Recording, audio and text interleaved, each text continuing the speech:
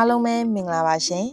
M Supply Online Learning Course မှာကြိုဆိုပါရစေဒီဗီဒီယိုမှာတော့ Inventory Adjustment ဆိုတာဘာလဲဘလို့အခြေအနေတွေမှာလှုပ်ဆောင်ဖို့လိုအပ်မလဲနဲ့ M Supply Software မှာ Inventory Adjustment ကိုဘလို့လှုပ်ဆောင်ရမလဲစတဲ့နည်းစနစ်တွေကိုအဆင့်လိုက်အသေးစိတ်ပြောပြပေးမှာဖြစ်ပါတယ် Inventory Adjustment စရင်းညှိခြင်းဆိုတာကတော့မိမိရဲ့ကာကွယ်ဆေးအရေးခန်းမှာစရင်းလက်ကျန်ဆေးပစ္စည်းအရေးအတွက် Stock Balance နဲ့မျက်မြင်လက်ကျန်ဆေးပစ္စည်းအရေးအတွက် Ground Balance စရင်းကွာဟနေတဲ့အခြေအနေမျိုးဖြစ်လာခဲ့ရင်အဲ့ဒီကွာဟချက်ရှိနေတဲ့ကာကွယ်ဆေးပစ္စည်းတစ်မျိုးချင်းစီရဲ့စရင်းအဝင်အထွက်ကိုအသေးစိတ်ပြန်လည်စစ်ဆေးပြီး Inventory Error တွေကိုစနစ်တကျပြန်လည်မှန်ကန်အောင်ပြင်ဆင်ခြင်းကို Inventory Adjustment စရင်းညှိခြင်းပြုလုပ်တယ်လို့ခေါ်ပါတယ်Inventory Adjustment ကိုဘလို့အခြေအနေတွေမှာဆောင်ရွက်ကြမလဲဆိုရင် 1. ကာကွယ်ဆေးနဲ့ဆက်ဆက်ပစ္စည်းတွေပျက်စီးသွားခြင်း 2. ပျောက်ဆုံးသွားခြင်း 3. VVM status ပြောင်းသွားခြင်း 4. သက်တမ်းကုန်ဆုံးခြင်း 5. ဆေးပလင်းများအေးခဲသွားခြင်း 6. Stock Control Form စာအုပ်များမှာဒါမှမဟုတ် M Supply မှာစရင်းလက်ကျန်မရှိတော့ဘဲမျက်မြင်လက်ကျန်ကောက်ယူတော့မှတွေ့ရှိရတဲ့ဆေးပစ္စည်းတွေကိုစရင်းပြန်သွင်းရခြင်းစတဲ့မတူညီတဲ့ inventory error တွေကိုတိတိကျကျပြန်လည်ပြင်ဆင်ဖို့အတွက် inventory adjustment ကိုဆောင်ရွက်ရမှာဖြစ်ပါတယ်။ M Supply Software မှာ inventory adjustment ကိုဘယ်လိုလုပ်ဆောင်ရမလဲဆိုတာကိုဒီဗီဒီယိုထဲမှာအဆင့်ဆင့်ပြသပေးသွားမှာဖြစ်ပါတယ်။လုပ်ဆောင်ရမယ့်အဆင့်တွေကိုမပြောပြခင် M Supply Software ရဲ့ inventory adjustment icon တွေကိုအရင်ပြောပြပေးပါမယ်။အခုပုံမှန်မြင်တွေ့ရတဲ့အတိုင်း၃ခုရှိပါမယ်။ပထမဆုံး icon ကတော့ရခင်ပြုလုပ်ထားပြီးသားစာရင်းတွေကိုတစုတစည်းတည်းပြန်ကြည့်လို့ရတဲ့ list နေရာဖြစ်ပါတယ်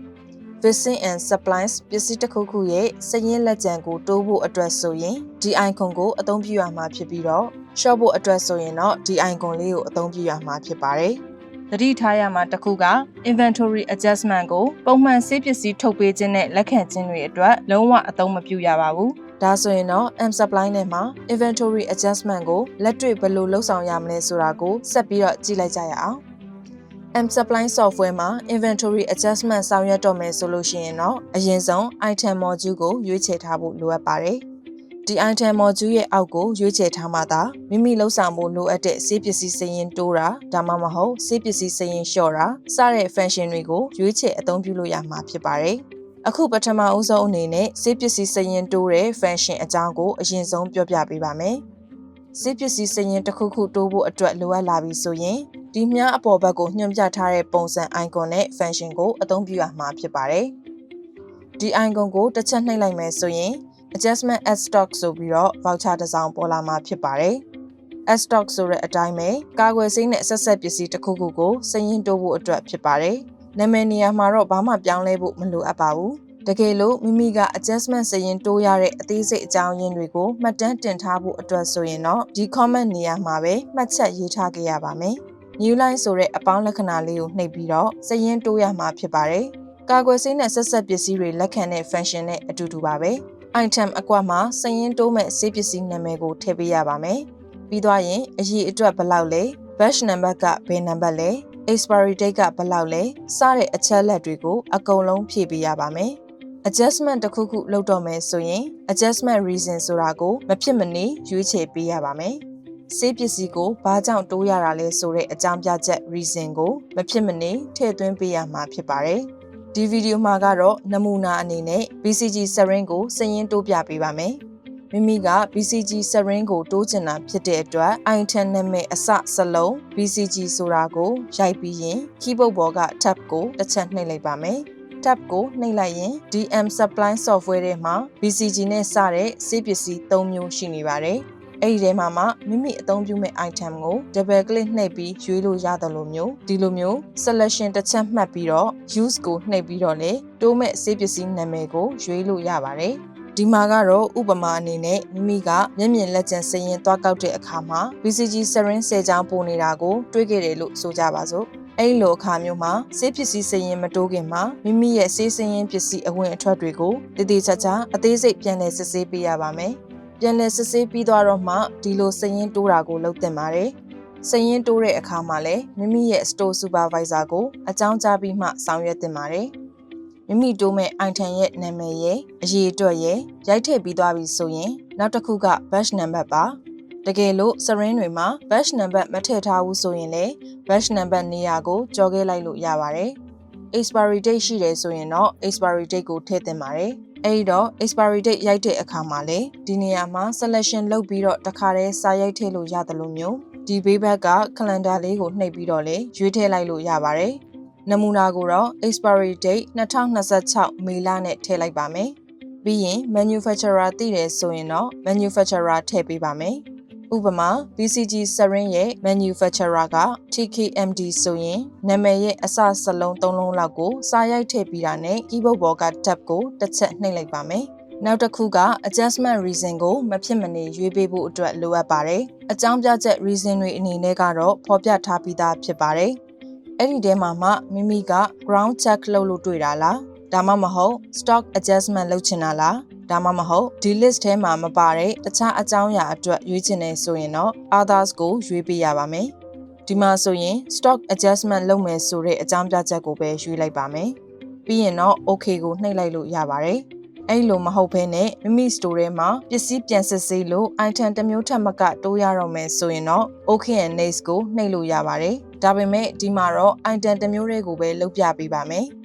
BCG စရင်းကိုအရေးအတွက်10ချောင်းတိုးဖို့အတွက်ဒီမှာမိမိလိုအပ်တဲ့အချက်လက်တွေအကုန်လုံးဖြည့်သွင်းလို့ပြီးသွားပြီဆိုရင်တော့နောက်ဆုံးတစ်ခုအနေနဲ့မိမိ adjustment ဆောင်ရွက်တဲ့ရက်စွဲကိုထည့်ပေးရပါမယ်။ဥပမာမိမိက10ရက်နေ့တုန်းကစေးစရင်ညှိထားရဲဆိုရင်10ရက်နေ့ဖြည့်ရပါမယ်။မိမိအမှန်တကယ်စေးစရင်ညှိထားတဲ့ရက်စွဲကိုပဲထည့်ပေးရပါမယ်။အဲဒါကြောင့်စေးစရင်ညှိထားတဲ့ရက်စွဲဖြစ်တဲ့10ရက်12လ2025ကိုရွေးပေးလိုက်ပါမယ်။ရွေးပေးပြီးသွားပြီဆိုရင်တော့နောက်ဆုံးမှာ okay ကိုနှိပ်လိုက်ပြီးတော့ confirm ကိုဆက်နှိပ်ပေးလိုက်တာနဲ့ဒီ adjustment ကိုအောင်မြင်စွာလုပ်ဆောင်ပြီးသွားပြီပဲဖြစ်ပါတယ်။ adjustment လုပ်ဆောင်ထားခဲ့တဲ့ file တွေအကုန်လုံးဒီနေရာမှာပြန်ကြည့်လို့ရပါတယ်။ဒီမှာဆိုရင်15ဆောင်ကိုပြနေတာရှိပါတယ်။ file တွေဘာမှမရွေးတော့ဘဲနဲ့ဒါကိုပဲကြည့်မယ်ဆိုရင်ခုနကလုပ်လိုက်တဲ့ inventory adjustment က10ရက်12လမှာစာရင်းဝင်သွားတာကိုမြင်တွေ့ရပါလိမ့်မယ်။ status ကလည်း confirm နေပြီဒီမှာ inventory adjustment လုပ်လိုက်တဲ့တစ်စောင်ကို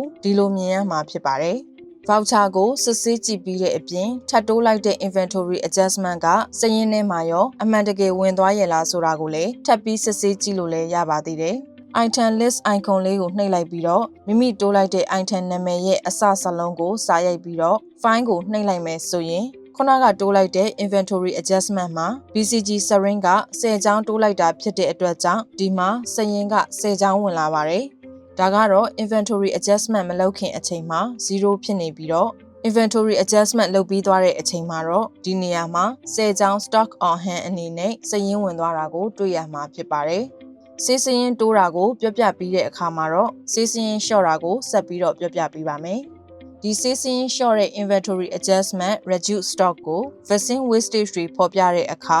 ဆေးပစ္စည်းတွေပျောက်ဆုံးသွားတဲ့အခါရွှေရင်ပြောင်းရင်းနဲ့ကာကွယ်ဆေးတွေပျက်စီးသွားတဲ့အခါအစရှိတဲ့အကြောင်းရင်းအများကြီးတွေကြောင့်စေးစရင်နှုတ်ဖို့အတွက်အသုံးပြုရမှာဖြစ်ပါတယ်။ inventory adjustment အကွက်ထဲကမြားအောက်ဘက်ကိုညွှန်ပြထားတဲ့ပုံစံ icon နဲ့ function ကိုအသုံးပြုရမှာဖြစ်ပါတယ်။ဒီ icon ကိုနှိပ်လိုက်တာနဲ့ inventory adjustment reduce stock ဆိုပြီးတော့ voucher တစ်ခုပေါ်လာပါမယ်။အဲ့ဒီမှာလည်းနာမည်ကိုဘာမှပြင်စရာမလိုအပ်ပါဘူး။ comment အကွက်မှာကတော့ဘာကြောင့်ဒီ adjustment ကိုလုပ်ရလဲဆိုတာကိုအသေးစိတ်မှတ်သားခြင်းနဲ့ဆိုရင်မှတ်ချက်ရေးထားခဲ့လို့ရပါတယ်။ပြီးရင်တော့မိမိစာရင်းနှုတ်မဲ့ပစ္စည်းကိုထည့်ပေးရပါမယ်။စေးစရင်နှုတ်ဖို့အတွက် new line ကိုနှိပ်လိုက်ပါမယ်။ဒီနေရာမှာ adjustment add နဲ့မတူတာကတော့ရှိနေပြီးသားစေးစရင်ကနေနှုတ်ရမှာဖြစ်ပါတယ်။ customer invoice စေးပစ္စည်းစာရင်း issue လုပ်တဲ့အချိန်မှာအသုံးပြုရတဲ့ voucher ပုံစံနဲ့တူပါတယ်။ကွဲပြားတာတစ်ခုကတော့ adjustment reason ရွေးပေးရတဲ့နေရာပဲကွာခြားသွားပါမယ်။အခုဗီဒီယိုမှာကတော့ BCG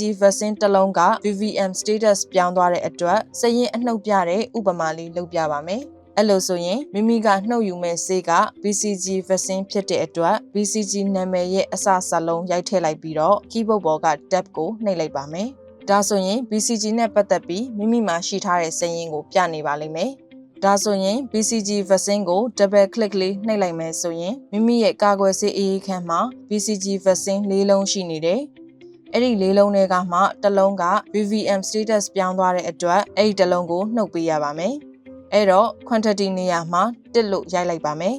adjustment reason အနေနဲ့ကတော့ VVM unusable ဖြစ်သွားတဲ့အတွက်ကြောင့်ဒီစာရင်းကိုနှုတ်ရတယ်ဆိုတဲ့အကြောင်းကိုမှတ်တမ်းတင်လိုက်ပါမယ်။ဒါဆိုရင်အဲ့ဒီ vaccine တစ်လုံးနဲ့ပဲ VVM unusable ဖြစ်ပြီးတော့တခြားနောက်ထပ် vaccine တွေမရှိတော့ဘူးဆိုရင်တော့ okay နဲ့ပဲပြန်ထွက်လိုက်ပါမယ်။ဒါမှမဟုတ် vaccine 2မျိုး3မျိုးလောက်ကမတော်တဆ VVM ပြောင်းသွားခဲ့တယ်ဆိုရင်လေဒီနေရာမှာ okay and next ကိုနှိပ်ပြီးတော့ဆက်သွားလို့ရပါတယ်။အခုကတော့ BCG vaccine တစ်မျိုးတွေကိုပဲစာရင်းထုတ်လိုက်ပါမယ်။ဒါဆိုရင် okay နှိပ်လိုက်ပါမယ်။အခုဆိုရင်ဒီနေရာမှာ BCG vaccine တစ်လုံးကိုစာရင်းနှုတ်လိုက်ပါပြီ။ VVM status ကြောင့်နှုတ်ထားတယ်ဆိုတဲ့အကြောင်းကိုဒီမှာတွေ့နိုင်ပါတယ်။ adjustment reason နေရာမှာလည်း VVM unusable ဆိုပြီးပေါ်နေပြီးသားဖြစ်နေပါလိမ့်မယ်။ဒီမှာဆိုရင် confirm date နေရာမှာလည်းမိမိအမှန်တကယ်စေးစင်းရင်းတွေကနေနှုတ်မဲ့ရက်စွဲကိုပဲထည့်ပေးရပါမယ်။မိမိကဒီနေ့မှာပဲအမှန်တကယ်စေးစင်းညှိတယ်ဒီနေ့မှာပဲထည့်တယ်ဆိုရင်တော့ဒီနေ့ရက်စွဲကိုပဲထည့်လိုက်လို့ရပါတယ်။12ရက်12လ2025ပြီးသွားရင်တော့ okay နှိပ်လိုက်ပြီဆိုရင်တခါတည်းစေးစင်းလျှော့ပြီးသားဖြစ်သွားပါပြီ။အဲ့ဒီ voucher ကိုပြန်ရှာကြည့်ချင်တယ်ဆိုရင်ဒီ list မှာပြန်ပြီးရှာကြည့်လို့ရပါတယ်။ဒီမှာမိမိက12ရက်12လမှာစေးစင်းညှိထားတဲ့ adjustment လုပ်ထားပါတယ်ဆိုတော့မှတ်တမ်း record ရှိသွားပါမယ်။ဒီစေးစင်းနှုတ်တဲ့အခါမှာလည်းခုနကစေးစင်းတိုးလိုက်တဲ့အတိုင်းပဲမိမိစရင်လျှော့လိုက်တဲ့ item ကစရင်ထဲမှာအမှန်တကယ်နှုတ်သွားရဲ့လားဆိုတာကိုလည်းစစ်ဆေးကြည့်လို့ရပါတယ်။ item list icon တွေကဒီ list ထဲမှာသွားပြီးတော့မိမိနှုတ်လိုက်တဲ့ဆေးရဲ့နာမည်အစ BCG စက်လုံး3လုံးကိုစာရိုက်ပြီးသွားရင်တော့ file ကိုနှိပ်လိုက်မယ်ဆိုရင်ဒီမှာခုနက BCG vaccine က၄လုံးရှိရာကနေတစ်လုံးကို VVM unusable နဲ့နှုတ်လိုက်တဲ့အတွက်ကြောင့်စရင်မှာ3လုံးပဲဖြစ်သွားတာကိုတွေ့ရပါလိမ့်မယ်။ဒါကြောင့် stock on hand နေရာမှာ3လုံးပဲကျန်ပါမယ်။ဒီစေးစင်းလျှော့ခြင်း inventory adjustment ကိုမလုပ်ခင်မှာ၄လုံးရှိနေရကနေ inventory adjustment မှာ VVM unusable နဲ့နှုတ်လိုက်ပြီးတဲ့အခါမှာတော့အခုလိုမျိုး stock on hand က3လုံးပဲတွေ့ရမှာဖြစ်ပါတယ်။ဒါဆိုရင်တော့မိမိလှုပ်ဆောင်လိုက်တဲ့ inventory adjustment အနေနဲ့တည်တည်ချာချာစရင်းနှုတ်သွားပြီပဲဖြစ်ပါတယ်။ဒါဆိုရင်တော့ဒီ inventory adjustment video ကနေစေးပစ္စည်းစရင်တိုးတာဒါမှမဟုတ်စေးပစ္စည်းစရင်လျှော့တာတွေကိုမိမိလှုပ်ဆောင်ဖို့လိုအပ်လာတဲ့အခါမှာဘယ်လိုမျိုးအဆင့်ဆင့်လှုပ်ဆောင်ရမလဲဆိုတဲ့နည်းလမ်းတွေကိုသိရှိနားလည်သွားပြီလို့မျှော်လင့်ပါတယ်အားလုံးကိုကျေးဇူးတင်ပါတယ်ရှင်။